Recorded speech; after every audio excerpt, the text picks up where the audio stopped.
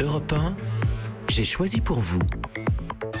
Et on parlait à l'instant de ce Grand Prix du Castellet, la Formule 1 qui revient en France. Beaucoup s'en réjouissent.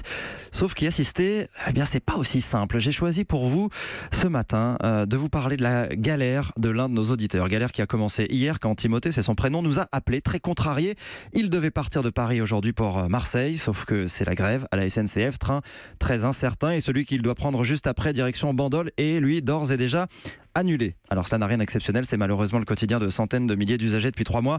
Le problème, c'est que Timothée est l'une des 150 000 personnes qui doivent à tout prix se rendre au Castellet pour ce premier Grand Prix de France de Formule 1 depuis 10 ans. À tout prix parce que ça coûte cher, très cher de s'offrir ce week-end de sport automobile. Le ticket pour les 3 jours, 180 €, c'est le tarif minimum.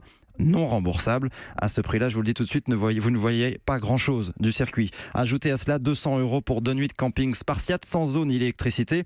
Là aussi, non remboursable. La nourriture, 100 € minimum en mangeant des sandwichs. Vous comprendrez que Timothée n'a pas très envie de voir un tiers de son salaire partir en fumée à cause d'une grève, et il n'est pas le seul. Si l'on en croit les centaines de messages affolés qui inondent la page Facebook du Grand Prix de France. Alors que faire si l'on arrive tout de même à Marseille? Comment se rendre au Grand Prix maintenant que le train qui amène au plus près du circuit est annulé? Du covoiturage, il n'y en a pas de disponible sur les plateformes spécialisées. Louer une voiture, c'est possible, oui, mais moyennant tout de même 500 €, tarif le plus bas que j'ai trouvé cette nuit dans les agences marseillaises. Ah oui, il y a des navettes, me dit-on. C'est vrai, des navettes qui coûtent 66 € et qui partent uniquement à 7h15 du matin. Très pratique quand on sait que les premiers trains depuis Paris, Lyon ou Toulouse arrivent tous au minimum 1 heure plus tard.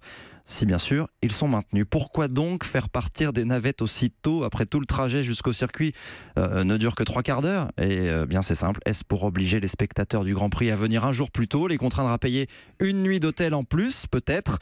Et c'est comme ça pour tout, s'enrage un internaute qui dénonce, je cite, une organisation catastrophique dont le seul but est de rançonner les passionnés de Formule 1. Les tarifs pour le camping, par exemple, n'ont été affichés qu'en avril, 5 mois après l'ouverture de la billetterie. Montant pour planter sa tente, 200 €, que vous restiez seulement une nuit ou l'intégralité du week-end. Et évidemment, aucune solution de repli, car entre-temps, tous les hôtels ont été pris d'assaut. Ce Grand Prix, explique le président de la Chambre de commerce de la Côte d'Azur, c'est, dit-il, le meilleur coup marketing qui peut nous arriver. Ça n'a pas de prix. Ça, les 150 000 spectateurs attendus l'ont bien compris, pas sûr en revanche qu'ils retentent l'expérience avec ou sans grève. Europe 1.